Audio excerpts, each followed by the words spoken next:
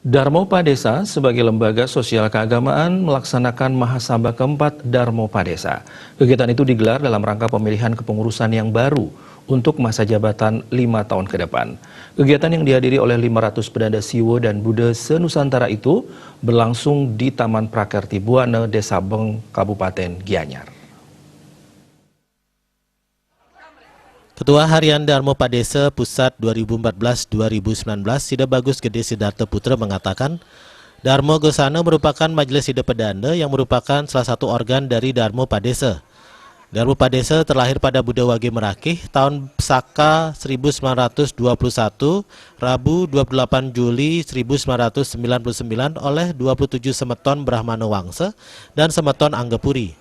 Kelahiran Darmopadesa terinspirasi dari peran sejarah dan pesan mulia Ide Betara Lelangit, yaitu Ide Dang Hyang Nirata dan Ide Dang Hyang Astapaka, sebagai cikal bakal keberadaan Wangsa Brahmana Siwa Buddha di Bali, yang kini telah menyebar ke seluruh Nusantara.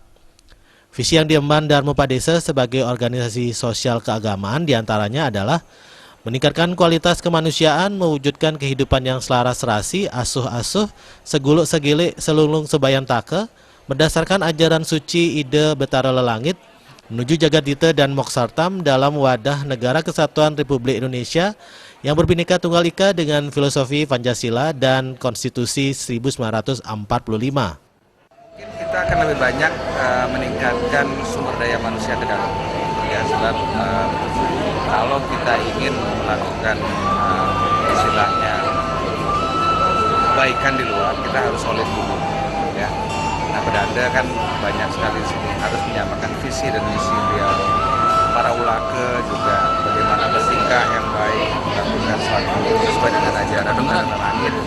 Nah, isu itulah yang secara internal kami akan bahas, kami akan tingkatkan melalui bidang-bidang pendidikan, melalui kursus.